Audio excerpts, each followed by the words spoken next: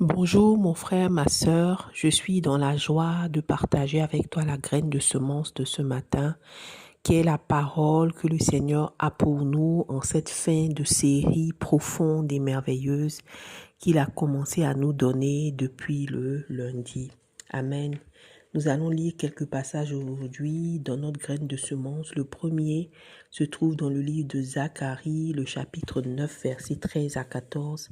La Bible dit: car je bande Juda comme un arc, je m'arme d'Éphraïm comme d'un arc, et je souleverai tes enfants au sillon contre les enfants au javon, et je te rendrai pareil à l'épée d'un vaillant homme. L'Éternel au-dessus d'eux apparaîtra, et sa flèche partira comme l'éclair, au nom puissant de Jésus. Amen. Alléluia. Amen. Alléluia. Nous trouvons notre deuxième passage dans le livre de Zacharie, chapitre 12, le verset 1 à 6. La parole de Dieu dit: oracle, parole de l'Éternel sur Israël. Ainsi parle l'Éternel qui a étendu les cieux et fondé la terre et qui a formé l'esprit de l'homme au-dedans de lui. Voici, je ferai de Jérusalem une coupe d'étourdissement pour tous les peuples d'alentour et aussi pour Juda. Amen.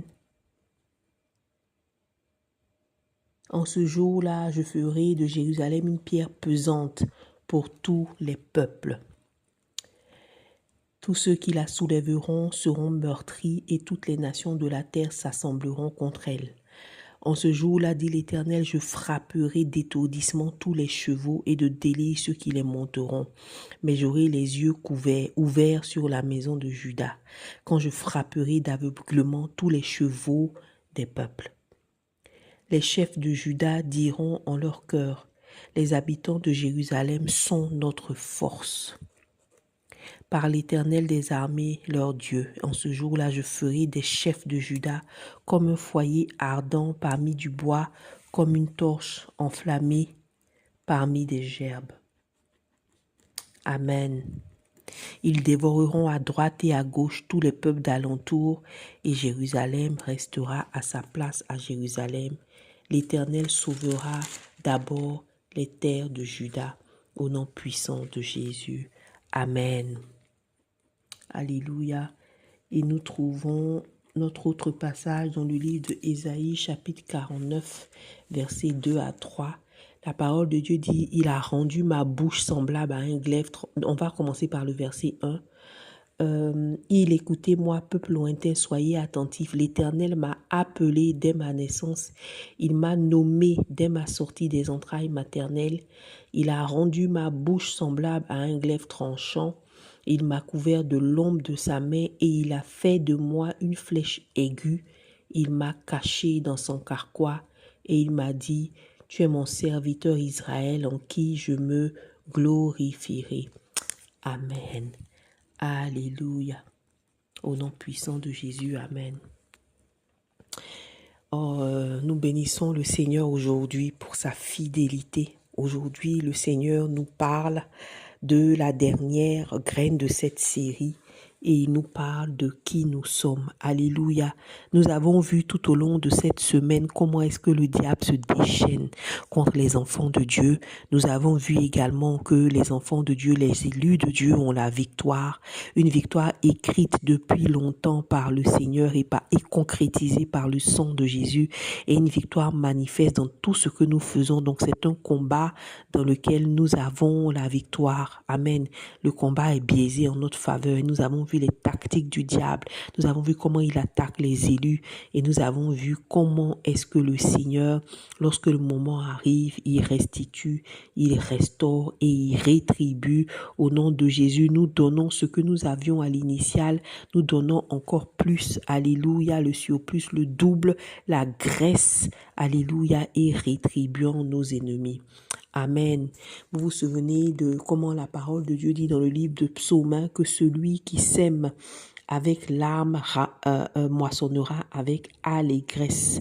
Celui qui sème avec larmes moissonnera avec allégresse. Et nous avons vu comment cette saison, c'est la saison de la grâce, la saison de l'allégresse, la saison où tous les élus de Dieu qui ont semé dans les larmes, qui ont eu des moments difficiles, des épreuves longues, comment est-ce qu'ils vont récolter dans l'allégresse au nom puissant de Jésus.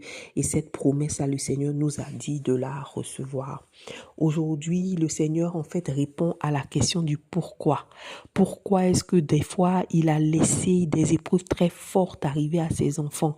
Pourquoi est-ce que souvent, il a laissé ses enfants peut-être abandonnés à la merci du diable? Pourquoi est-ce que quelquefois, il nous permet d'être secoués, d'être malmenés? Pourquoi et qu'est-ce que ça donne? Dans chacun des passages que nous avons lus, nous avons vu comment le Seigneur, mes frères, mes sœurs, en fait, nous utilise comme des armes. Si vous avez fait attention, dans le livre de Zacharie chapitre 12, il y a 4 armes qui sont décrites et qui sont dans la main de l'Éternel. D'abord, il parle donc dans Zacharie chapitre 12, voilà, il parle donc de la première âme. Il dit qu'il va faire de Jérusalem quoi? Une coupe d'étourdissement. Comme une coupe que les ennemis boivent et ça les étourdit, ça les rend chancelants. Ils ne sont plus stables, ils ne sont plus solides. Amen. Donc, il a parlé de la coupe d'étourdissement. Il a aussi parlé de comment il transforme son peuple en une pierre pesante et que lorsque les ennemis vont saisir cette pierre qui pèse là, ils vont aussi exterminer. Alléluia. Nous avons vu aussi dans le même passage au verset 6 qu'il décrit également ses enfants comme un foyer ardent, c'est-à-dire un feu ou alors comme une torche enflammée parmi des gerbes, donc une torche. Alléluia. Donc ici, nous voyons que le Seigneur utilise les hommes, le peuple d'Israël qu'il vient de restaurer et de délivrer. Alléluia. Il les utilise comme des armes. Amen. Donc lorsqu'ils sont restaurés, restitués, rétablis, ils deviennent des armes dans la main de Dieu et justement, le temps des épreuves les a aiguisés. Alléluia. À ce qu'ils deviennent la bonne arme dans la main de l'Éternel. Nous avons vu aussi dans le livre de Ésaïe 49 comment est-ce que le prophète était en train de dire et de reconnaître qu'enfin il réalisait qu'il était une arme dans la main de Dieu, que Dieu l'avait choisi dès sa naissance pour être cette arme-là, qu'il avait même nommée, que Dieu l'avait nommée et qu'aujourd'hui il était devenu une arme comme un glaive tranchant que le Seigneur avait caché dans son carquois et qu'il a fait ressortir par la suite. Alléluia, amen. Et nous voyons comment le Seigneur donc lit cette manière d'agir de l'Éternel qui vient juste après sa restauration et sa rétribution et sa restitution, c'est de nous utiliser comme des armes. Et c'est ça le but ultime de l'Éternel. Alléluia. Donc dans Isaïe 49, l'enfant de Dieu est une flèche aiguë. Une flèche aiguë que Dieu a cachée dans son carquois. Mon frère, ma sœur, tout ce par quoi les élus de Dieu passent et toute cette attente qu'ils ont vers le Père lorsqu'ils la reçoivent, ils ont vraiment un seul mot à la bouche, celui vraiment de bénir le Père parce que c'est Dieu qui fait d'eux des armes. Pour vous rendre compte, c'est-à-dire mon frère et sœur, toi et moi en tant qu'élus, il se peut que un d'entre nous soit une torche enflammée. Il se peut qu'un autre d'entre nous soit un glaive tranchant. Il se peut qu'un autre d'entre nous soit une épée. Alléluia. Il se peut qu'un autre d'entre nous soit une flèche aiguë. Il se peut que l'un d'entre nous soit un foyer ardent, un feu. Autant d'armes que seul le Seigneur connaît. Alléluia. Et a établi. Et ici, il est très clair que c'est depuis la fondation du monde, depuis que nous naissons sur la terre, que nous avons déjà été établis et choisis. Alléluia. Et cela se confirme par un choix que nous faisons, un choix que Dieu fait de choisir la bonne arme pour la bataille qu'il est en train de mener et qu'il a déjà obtenu, qu'il a déjà vaincu cette bataille-là contre le royaume des ténèbres. Alléluia. Mon frère, mes sœurs, qu'est-ce que nous devons retenir du fait que nous sommes des armes? Numéro 1, le Seigneur dit qu'il nous a aiguisés. Amen. Que c'est lui qui a aiguisé, que ce soit une flèche, que ce soit une torche, que ce soit un glaive tranchant. Tout ça, c'est le Seigneur, l'Éternel lui-même qui nous a aiguisés. Alléluia. Mais avant de nous aiguiser, Ésaïe 49 dit qu'il nous a choisis avant notre naissance. Amen. Et il nous a aiguisés. Alléluia. Donc, il y a d'abord un choix qui a été fait. Donc, toi, tu as une âme. Même si tu ne sais pas quelle âme tu es, Dieu t'a choisi et il a déterminé quelle âme tu seras dans le royaume des ténèbres. Depuis ta naissance, il t'a choisi. Et donc, la parole de Dieu dit également que c'est l'Éternel a caché ses âmes dans son carquois. Donc, il y a eu un temps dans ta vie où il t'a caché pour mieux t'aiguiser, pour mieux te préparer. Et il y a un temps où maintenant tu viens à la lumière, où le Seigneur même sort l'âme et l'utilise. Et c'est dans cette saison-là que nous sommes, cette saison que nous venons d'entamer, confirmée par le Saint-Esprit. Donc, tu es une âme, mon frère, ma sœur. Alors, ce que le Seigneur veut nous faire comprendre aujourd'hui, c'est que qui manie les âmes, mon frère, ma sœur? Qui est celui qui sort l'âme pour la manier en temps de guerre? Alléluia. De la même manière que c'est le soldat, de la même manière c'est l'Éternel. C'est lui qui va te prendre au moment opportun, te faire te sortir de ton carquois et puis il va commencer à t'utiliser, à te manier parce que Dieu a une bataille à faire. Il a un combat à mener. Donc il va commencer à te manier. Donc c'est Dieu qui manie l'âme, ma fille. Ça veut dire que c'est Dieu qui choisit quelle arme il utilise quand et c'est Dieu qui permet que cette arme-là, donc, qu'il utilise sont efficaces, sont aiguisées. Alléluia. Donc, mon frère, ma sœur, nous sommes des armes. Celui qui manie l'âme, c'est Dieu. L'âme ne se manie pas elle-même. L'âme ne bouge pas elle-même. L'âme ne va pas elle-même blesser. C'est celui qui est Dieu, qui a l'âme dans la main. C'est lui qui la manie. C'est lui qui sait où il va. C'est lui qui est donc dans cette information-là qu'il a. Alléluia. Amen. Donc, c'est Dieu qui manie l'âme. Donc, nous devons nous laisser manier dans les mains du Seigneur. Après qu'il nous ait restaurés dans la saison que nous venons d'entamer, nous devons nous laisser être restaurés par le Seigneur, mon frère, ma sœur. Nous devons vraiment nous abandonner comme une âme dans les mains du Seigneur après qu'il nous ait aiguisés et restaurés. Alléluia.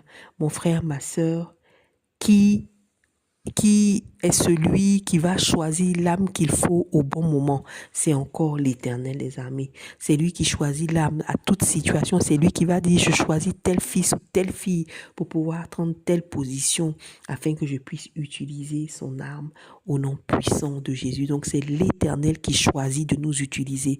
Donc, en réalité, mes frères, mes sœurs, l'âme ne fait rien. Regardez une âme. Est-ce que vous voyez une âme faire quelque chose? Est-ce que vous voyez l'âme ne fait que se soumettre, se laisser dans les mains du Père pour que le Seigneur lui-même la manie et l'utilise. Et alors que nous sommes rentrés dans cette nouvelle saison, c'est ce que nous devons faire de tout notre cœur. Nous devons nous abandonner, nous laisser dans les mains, alléluia, de l'Éternel. Et c'est lui qui va nous utiliser, nous positionner, nous manier, amen, afin de continuer à avoir la victoire dans cette guerre.